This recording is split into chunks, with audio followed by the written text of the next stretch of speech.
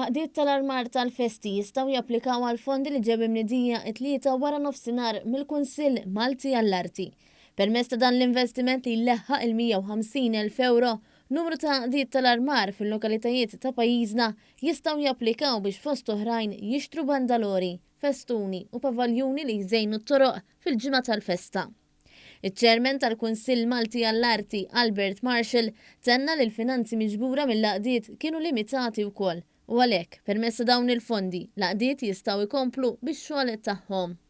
Hija sena li għal ħares tmut għax inkella nkun qed innoqsu mill-kulur tal-identità Maltija u allura il-flus li nataw f'dan is-settur, f'dan il-qasam huma biex intejbu l-kwalità tal-xogħol ta' dawn l-artisti ngħidilhom jien u biex nagħtuhom skop ħalli jkabbru l-industrija tagħhom għax hija wara kollox industrija popolari.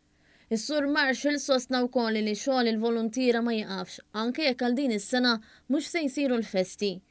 Fl-indirizz tiegħu f'konferenza tal-aħbarijiet f'Santirmu l-Ministru għall-Wirt Nazzjonali José Herrera semma kif din l-iskema hija parti minn kullana ta' skemi oħra li gawdew minnhom għaqdiet li jorganizzaw il-festi fl-ibliet u l-irħula. Din l-iskema nħarġet għat-tieni sena konsekuttiva fejn l-ewwel iskema madwar 35 għaqda gawdew minn dawn il-fondi.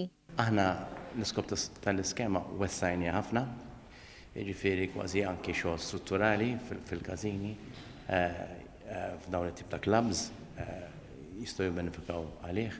Ġifieri kull ħaġa immaġinabbli li għandha definizzjoni kulturali jistgħu japplikaw għalih.